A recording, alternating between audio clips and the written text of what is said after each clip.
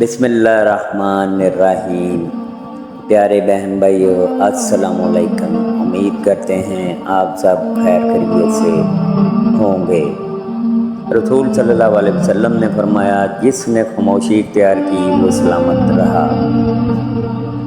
میں آج تک اپنی خاموشی پر نہیں پچھتایا، جب بھی پچھتایا اپنے بولنے پر پچھتایا۔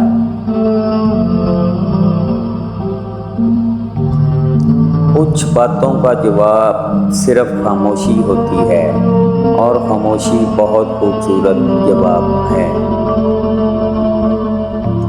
جہاں اپنی بات کی قدر نہ ہو وہاں خاموش رہنا بہتر ہے۔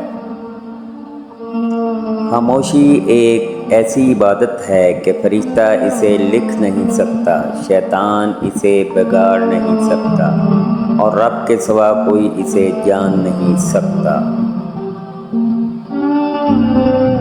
جب کسی انسان کی عقل مکمل ہو جاتی ہے تو اس کی گفتگو مختصر ہو جاتی ہے۔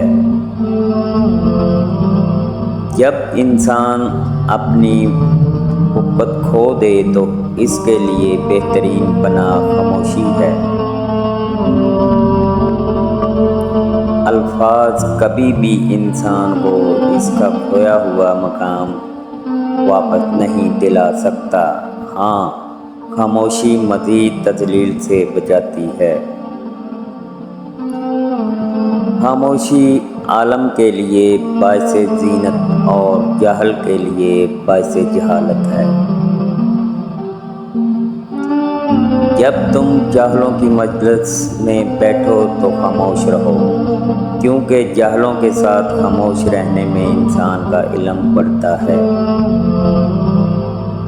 اور جب تم علماء کی محفل میں بیٹھو تو بھی خاموش رہو، کیونکہ علماء کے ساتھ خاموش رہنے میں انسان کے علم میں اضافہ ہوتا ہے۔ اللہ حافظ۔ اللہ تعالیٰ ہر مسلمان کو اپنے حفظ و ایمان میں رکھے، آمین ثم آمین۔